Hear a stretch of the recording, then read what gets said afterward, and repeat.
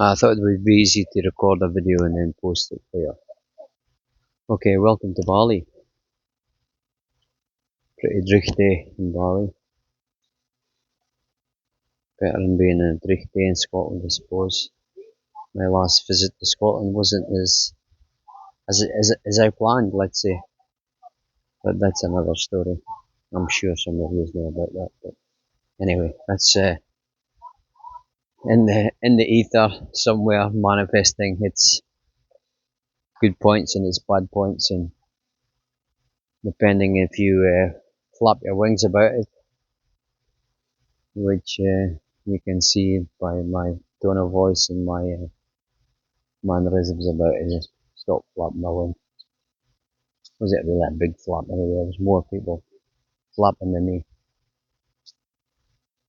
But that's life. You flap your wings too much, you give away your energy. So we're going to talk a little bit about the physical body, the emotional body, and how there are a lot of people flapping their wings and wasting their energy. Because that's one of the questions I ask my clients is, where do you waste your energy? And they don't understand that question really, some of them. Now when they answer it, they say, oh, maybe scrolling, maybe watching TV,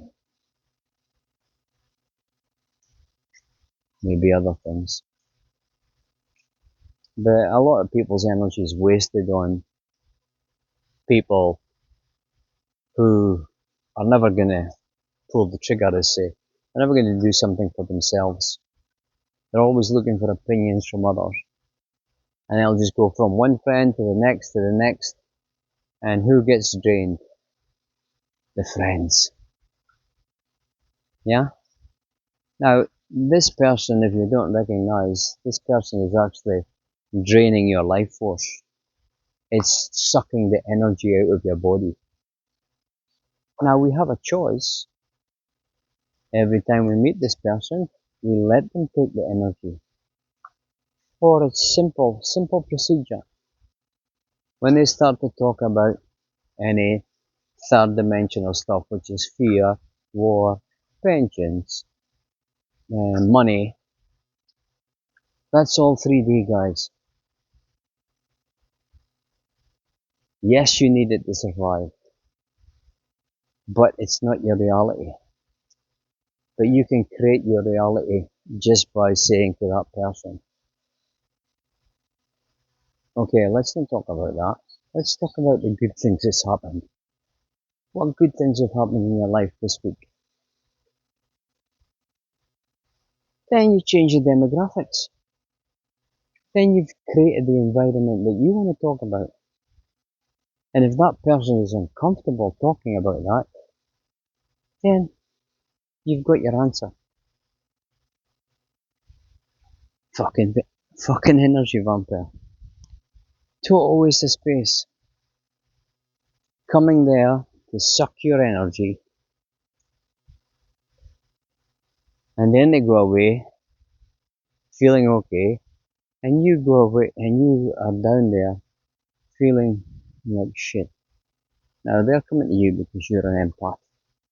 Now you don't have energy to give away to people who don't appreciate it, to people that will not give an equal energy exchange. So if you're giving away some energy, they should be giving energy back as a form of respect. It's like, I'll buy you something, doesn't have to be money, come with a gift. That's an equal energy exchange. Your energy isn't free, and I don't care if it's your family. You have that choice. I mean, if you've done 5 sessions with like a family member or whatever, it's like fucking running up against a brick wall if they're not going to change. Pull out of the energy. That's how you change your environment. That's how you change the demographics.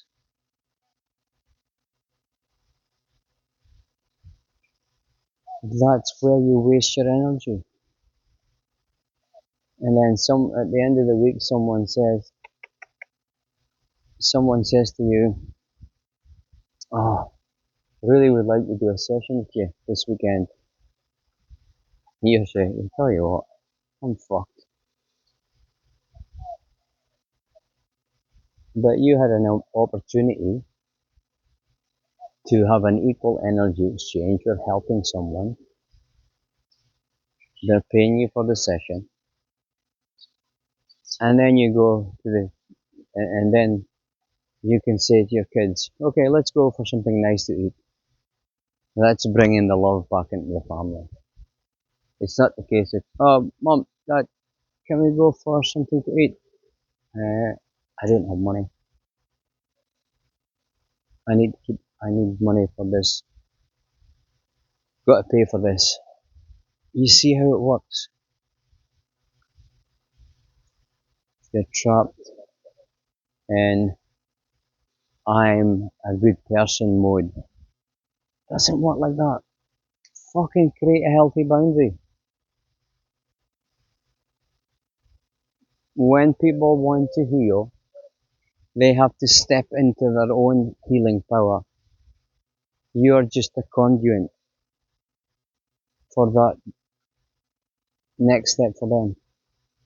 They have to pull the trigger. Otherwise, they're just planting a bullet in your head all the time. And you're not getting anything for it except your battery being drained. It's pretty simple. Okay, so this is how the physical body gets drained. That's one aspect of it, an energy vampire. Another aspect is,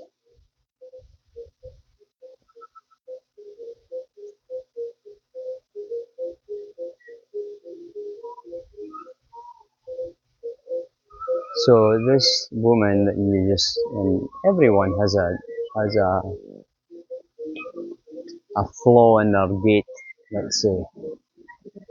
Now, when you see, or when I see the, the position of her running gait or the movement patterns, I see her right ankle folding in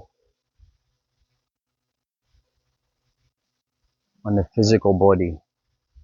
So she's experiencing some hip pain, and which will lead to knee pain. It's some probably discomfort just now the way she's running, but she's running away from her problems, which are emotions, and not addressing the emotional body. So it's happening a lot when people suddenly are just sitting in silence when their body is at peace, which a lot of you can't do. Then the emotion comes. How did I just think of that from my childhood? Wow, I can't believe I just thought about that. So like that's a scenario. You think of something from your childhood, and it could be traumatic, it could be nice, it could be, but something comes up. It's emotion based. Now you can sit with it, you can go for a walk, or you can waste your energy by doing some cardio. And then you put on all your gear, you've got no idea. You put your smartwatch on, your tracking device, and you know my take on smartwatches.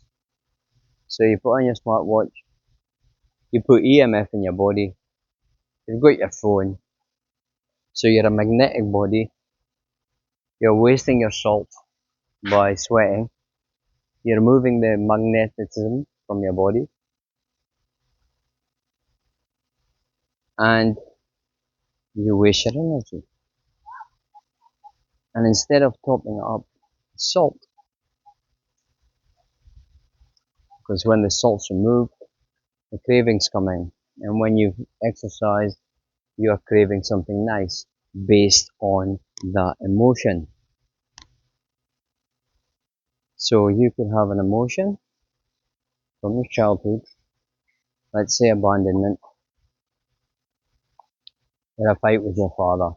And your mother says, "Come on, let's let's go and eat some ice cream." So that's your emotional comfort food.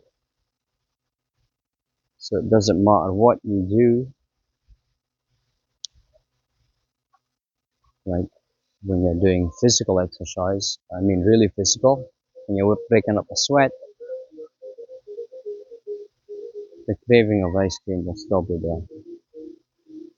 And that 400 calories or 200 calories or whatever you burn during exercise that your smartwatch suddenly pulls out of the ether and can say, "You've burned 200 calories." How the fuck do you know? Ah, because it tells about this, because it tells about this. If it was working, why aren't you reaching your goals? That's the first question. The second question is, where is the emotion trapped? It's trapped in the tissues.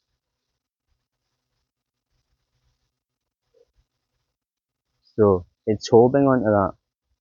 And if you're not releasing it, you're not releasing the weight.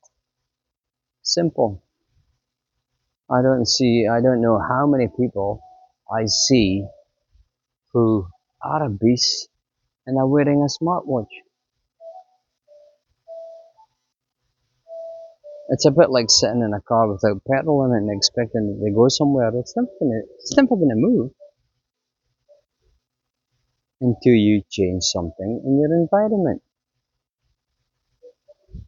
So it can be that emotion that comes up, like a work colleague who's been pissing you off. You're holding that on. So when you hold on to the things that's not true in your soul, which is in your body, wow, you're holding on to anger.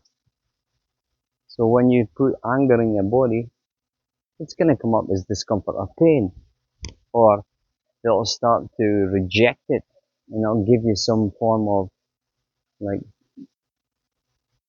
like spots or whatever that's coming out in your face and itchy. You got an itchy arse scenario, which is the anger, scratching yourself because you're angry inside because you can't speak the truth. Oh, I don't like confrontation,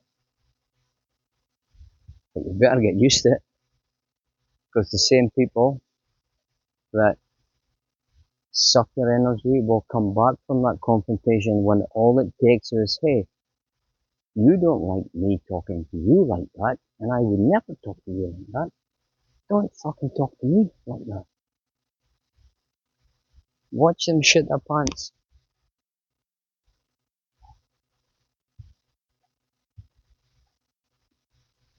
So when you are in that space, you're a closed book. And when you open your book and let these type of people in, don't blame the body, blame your mind and your heart, because that's where the battle is. The battle is between your mind and your heart. Your thoughts, thoughts. What do they mean? More thoughts or less thoughts? Thoughts are feelings and emotions that trigger in you a response in your body, physically and emotionally. I'm not talking about mentally here, that's bullshit. Mental health is not the problem, it's the emotional health. Because if it was mental health, they would keep, it would just go away once you went to a psychiatrist or a psychologist. That's what they're paid for, isn't it? To fix your mental health problems. Do they talk about the emotional health? Perhaps, I'm not sure how they operate. But they're like a business, like a lot of medical things. Business, business, fuel their business, they're busy. I'm flat out. I'm really busy this week. Wow, same people? Yeah, okay. So, I'm not going to tell you how to run your business, but I'm going to say that you're possibly not doing your job right. If it's the same people, recurring clients, teach people how to heal themselves. That becomes very liberating for the person. You're also empowering them. So you can set out a buffet, and it's up to them whether they want to choose it or not. And I'm not selling anyone anything. But if you don't have your emotional body in order, and you keep going back into your old self, when the spirit body, the heart, is trying to connect you to your true self, and then you're wondering why you're physically and emotionally drained, the universe is telling you something. It's guiding you. It's moving you towards the true path that you should be on. Why you came here. Why did you come here?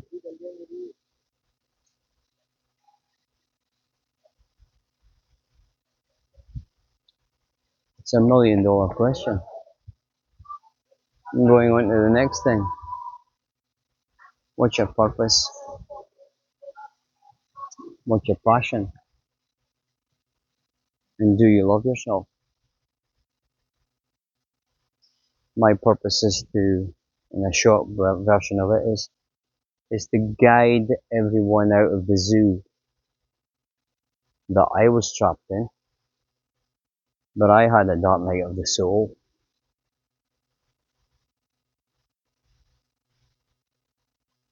And I'm not telling you about that.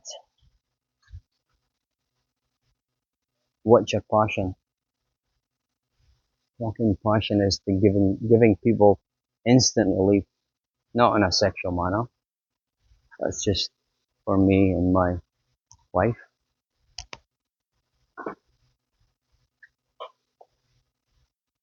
Instant relief.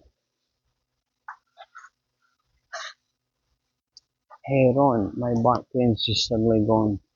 My shoulder pain's suddenly gone. That pain I had in my shoulder, my breast is gone. So many referrals. How does that happen? It doesn't happen in the third dimension. It happens when the person connects to their higher self and you facilitate that process. And you bring in the right energy from the ether and surround that person with the love that they can't project themselves.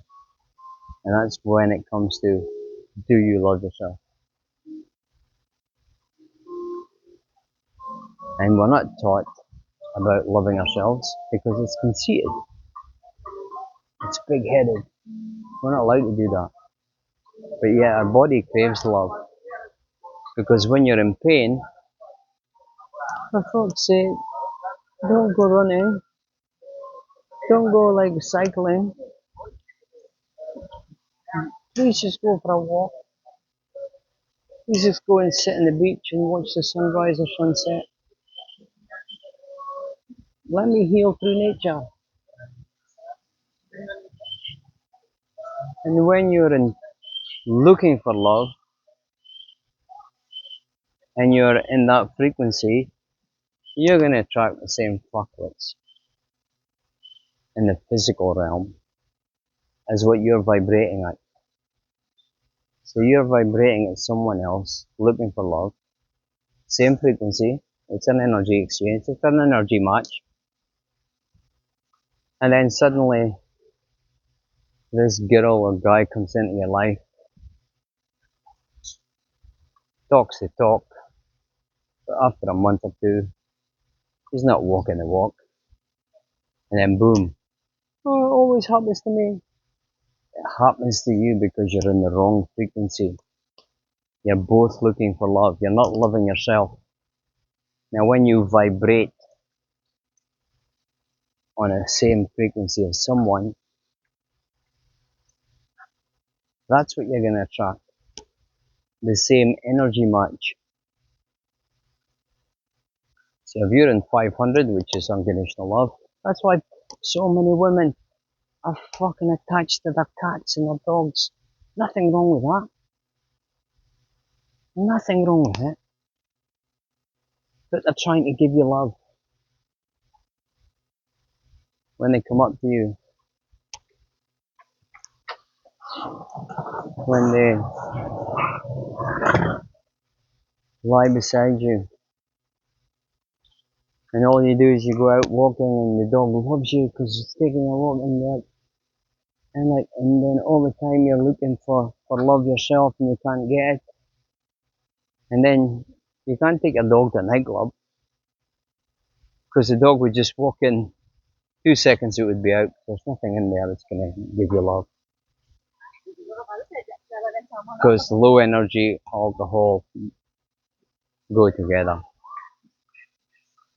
Everything can be measured as a frequency, vibration, consciousness.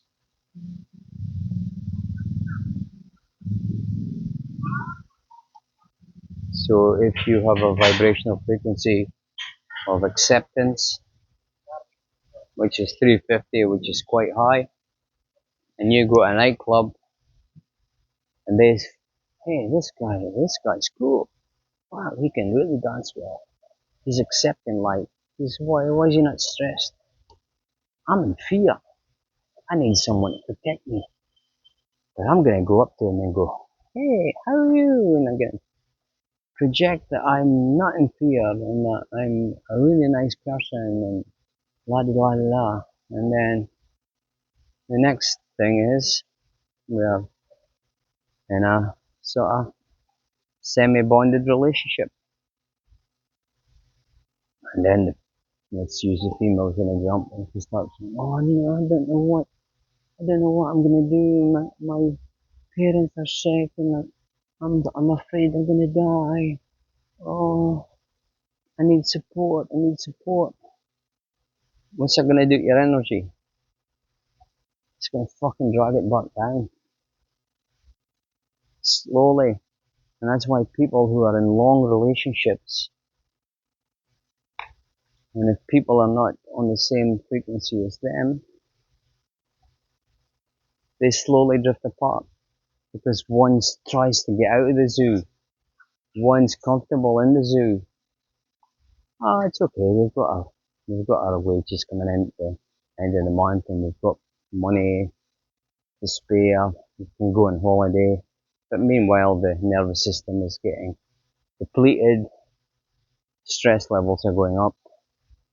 Suddenly, your health is deteriorating because the external and material stuff doesn't make you happy anymore. And then you end up selling your material stuff to pay for your medical bills. Don't you fucking get it yet? I don't know how many people I've met with, as the Harry Enfield would say, loads of money. Loads of money, loads of stress. not happy. Oh, it does make me laugh. Especially when you try to help someone with loads of money. Because when you give them advice from the heart and they pay you from the mind, the energy exchange isn't the same. So this is why I like to leave an impression on every one of the clients that come into my space. And they come into your space for a reason. Come into your space because they're tired of the medical matrix. And all you people who are living in these Five Eyes countries, where they're slowly taking away your freedom, and you're sitting around letting it happen right before your eyes. You're getting stressed.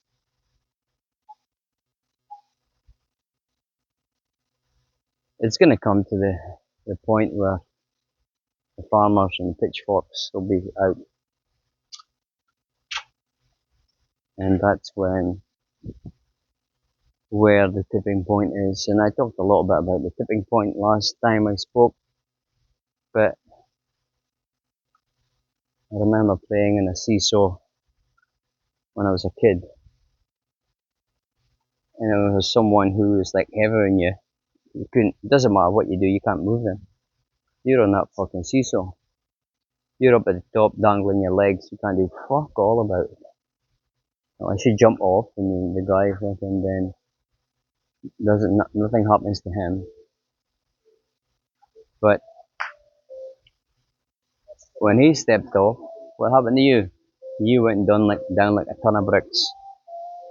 And this is what's gonna happen. But remember, when you go down like a crash, what will happen? You can damage something in your body, your physical body, and end up paying more anyway. So that's what it's doing on the physical aspect in the medical matrix. You're actually creating this problem in your body. So anyway, almost 30 minutes. I'm going into this birdhouse for breakfast and start my day, start my week. So I'll talk to you later, guys. Take care.